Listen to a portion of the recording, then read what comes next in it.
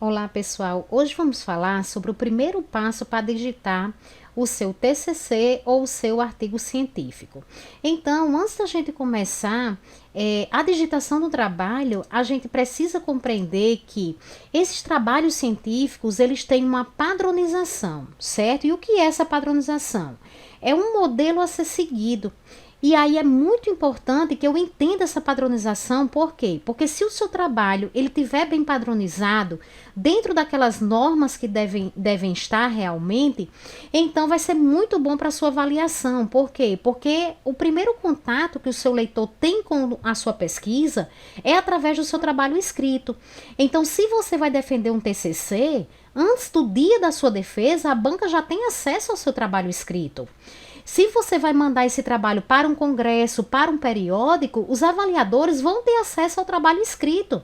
E aí, no caso do congresso, você só vai apresentar esse trabalho se o trabalho escrito ele for aprovado, certo? Então, quer dizer, o trabalho escrito ele é o cartão de visita da sua pesquisa.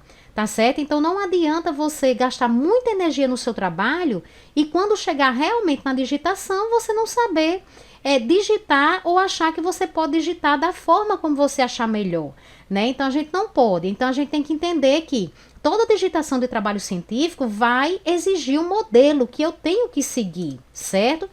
E por que é que este trabalho é padronizado? Porque esses trabalhos eles são avaliados. Então você tem um TCC que é avaliado por uma banca, você tem um trabalho de congresso e periódico que tem os avaliadores. Então seria extremamente difícil se cada pessoa fizesse esse trabalho científico, escrevesse esse trabalho científico da forma como ela achasse melhor. Né? Então você não tem como você comparar e como você corrigir. Por quê? Porque as pessoas estão livres para fazer do jeito que elas querem. Então isso nunca vai acontecer. Tá certo? Então, o trabalho científico, ele tem um rigor, né? Então, ele tem um rigor de organização, tá certo? Então, se a gente vai entregar esse trabalho em uma instituição para o seu TCC, né? Ou para uma avaliação de uma disciplina, um professor que pediu um artigo a você, então, você precisa saber qual é o padrão que ele quer que você digite esse trabalho, certo? Então, por conta dessas avaliações, é que os trabalhos eles são todos padronizados, né? Então todos os trabalhos precisam ser entregues dentro daquele padrão que aquela instituição ou aquela revista ou aquele congresso está solicitando de você, certo? E quem é que vai definir a padronização desses trabalhos? Então depende. Se você vai apresentar o seu TCC, quem vai definir a padronização é a sua instituição. Então, ela que vai dizer quantas páginas deve ter o seu TCC, tá certo? Que tipo de fonte você pode usar para digitar o trabalho, o tamanho dessa fonte, o tamanho do espaçamento, né? Se você vai para um periódico, então é o próprio periódico que vai definir, tá certo? Que modelo é esse que você vai digitar o trabalho. E se você está num congresso, que esse congresso, ele aceita trabalhos, então também eles vão definir um modelo. Então, vou mostrar para vocês aqui, tá certo? Alguns modelos para vocês terem uma ideia. Então, aqui eu tenho uma revista, certo? Que é a Revista Eletrônica de Administração, né? Uma revista da Universidade Federal do Rio Grande do Sul. E aí, você tem aqui essa forma de entrada, de apresentação inicial das revistas, são praticamente iguais, certo? A maioria das revistas tem basicamente essa informação inicial quando você abre. E aí, quando você vem aqui em sobre, né? Então, ele vai abrir aqui uma série de informações para mim, que são informações bem importantes sobre essa revista, e é aqui que eu vou encontrar a questão da padronização. Então, quando eu venho aqui em submissões, você tem aqui diretrizes para autores. Então, isso aqui é o que me interessa, tá certo? Inicialmente, eu vou olhar isso daqui para ver quais são as normas dessa revista para que eu possa ver se eu consigo submeter ou não. Então, aqui você vai ver que ele aceita trabalho com no máximo 4 autores, tá certo? Você vai ver que esse trabalho tem que ser digitado na fonte Time New Roman 12, o espaçamento, a questão do tamanho da folha, a questão da margem, tá certo? As margens, a quantidade de palavras-chave que você precisa fazer, a questão exatamente do máximo de páginas que esse artigo pode ter, tá aqui no máximo 30 páginas, tá certo? Eu preciso saber também se esse artigo, ele é em ABNT, em APA, em Vancouver. Então, por que eu preciso saber disso? Porque eu vou começar a escrever a introdução, a revisão de literatura e tudo isso vai ter citação. né? Então eu preciso entender qual é a norma dessa revista. Então aqui eles estão dizendo as citações e referências devem obedecer às normas da ABNT, tá certo? Então já tô sabendo aqui qual é essa norma. Então sempre eu vou ter que olhar porque são várias normas que a gente tem, são várias fontes que ele pode mudar aqui, a questão do espaçamento, se é um e-mail, se é simples, então tudo isso eu preciso ver, né? Então, nas revistas, sempre você vai procurar essa questão onde tem submissões, diretrizes para autores, que aí eles vão mostrar para você a padronização que eles exigem para aquela revista.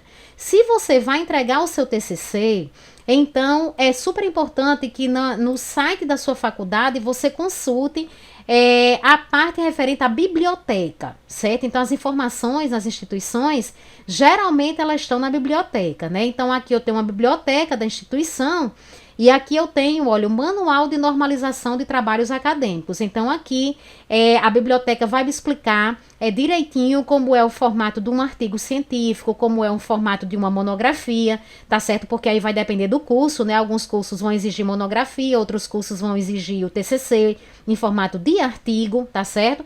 Então você baixa esse manual e você vai ler esse manual para que você possa entender primeiro qual é o modelo, né, exato do trabalho que eles estão pedindo.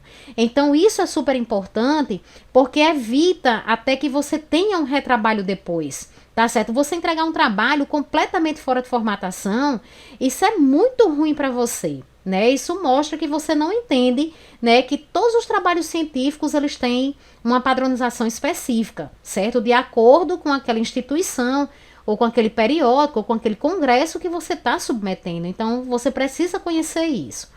E aí, se você vai trabalhar com a submissão em um congresso, então você, e aquele congresso, ele está aceitando trabalhos, né? Então a submissão ela está aberta e você quer mandar um trabalho, você vai procurar também dentro do site do congresso a informação específica sobre a submissão. Então esse congresso, por exemplo, eu sei que as submissões são feitas aqui, tá certo? Onde tem Prêmio Chico, né? E aí quando eu abro esse Prêmio Chico, eu vejo aqui que ele já me dá o modelo do resumo expandido, o modelo do trabalho completo. Então, ele já me dá uma padronização e eu tenho que encaixar o meu trabalho todinho dentro desse modelo que ele exige, certo? Então, aqui, por exemplo, se eu estou abrindo um trabalho de modelo completo, então vocês vão ver aqui que ele quer que você coloque aqui a categoria, você coloca aqui o tema, o título do seu trabalho, né? Então, veja que todos os trabalhos submetidos nesse congresso, eles vão ter que ter esse formato. Tá certo? Você pode perder uma pesquisa muito interessante se você não observar esses detalhes, né? Se você não souber que tudo tem que ser digitado de forma padronizada de acordo com a revista, ou o congresso, ou a instituição que você vai submeter aquele trabalho. Então aqui, por exemplo, no caso do título, ele está exigindo que seja nessa fonte. Então você não pode fazer Arial. Se ele diz que o título tem que ser na Time New Roman, você tem que seguir exatamente o que está aqui. O corpo 12 em negrito, depois ele vai falar do tamanho do resumo, que tem no máximo 250 palavras, certo? E cada congresso, cada revista, cada instituição tem suas próprias regras, né? Então não pense que é porque você mandou para um congresso que foi de um jeito, que todos os outros vão ser iguais, que não serão. Certo? Cada congresso vai ter o seu padrão e a gente precisa se acostumar com isso, né? E saber onde é que a gente vai procurar essas informações. Então aqui ele vai colocando o modelo para você colocar o texto, a estruturação do trabalho, né? E aí você vai desenvolvendo todo o seu texto aqui dentro desse padrão, mas perceba que tem que ser nesse template aqui que ele já entrega para você, tá certo? E você vai ter que organizar todo o seu trabalho aqui, né? E aí, após essa questão, né, de definir realmente quem está padronizando esses trabalhos, a gente vem para a questão de qual a padronização inicial que eu deverei conhecer. Essa formatação do Word, certo? A padronização que você tem que conhecer é essa formatação do Word e a questão da norma do trabalho. Em qual norma eu vou escrever o meu trabalho? Então, isso faz uma diferença. Se eu tenho que escrever esse meu trabalho em ABNT, é de um formato. Se eu tenho que escrever esse meu trabalho em APA, é um formato. Vancouver é outro formato, né? Então, padronização inicial, você se concentre em qual é a norma que ele está utilizando, certo? A norma de citação, de referências, e qual a formatação do Word exigida, né? Quantidade de páginas, questão de espaçamento, de fonte. Então, isso é que eu tenho que conhecer, tá certo? Para digitar bem o meu trabalho, né? E aí, quando eu tô a par já dessas informações que eu preciso inicialmente, aí sim eu vou digitar os elementos do trabalho. E que elementos são esses? Os elementos pré-textuais, né, que a gente tem até um vídeo aqui no canal já explicando o que são os elementos pré-textuais, textuais e pós-textuais. Então, você já vai digitando os seus elementos pré-textuais dentro daquela formatação. Depois, você vai digitar os seus elementos textuais, que vai ser, no caso, a introdução, o desenvolvimento do seu trabalho, que esse desenvolvimento ele vai contemplar a questão da revisão da literatura, do método, dos resultados e discussões, certo? E da conclusão do seu trabalho. E os elementos pós-textuais, que são as referências. Então, a partir daí que eu tenho todas essas informações iniciais que a gente falou sobre essa padronização, é que eu vou digitando cada elemento desse do meu trabalho com base no padrão exigido, certo? Pela instituição, pela revista ou pelo congresso. Ok, pessoal? Então, essa é a nossa informação de hoje e até o próximo vídeo.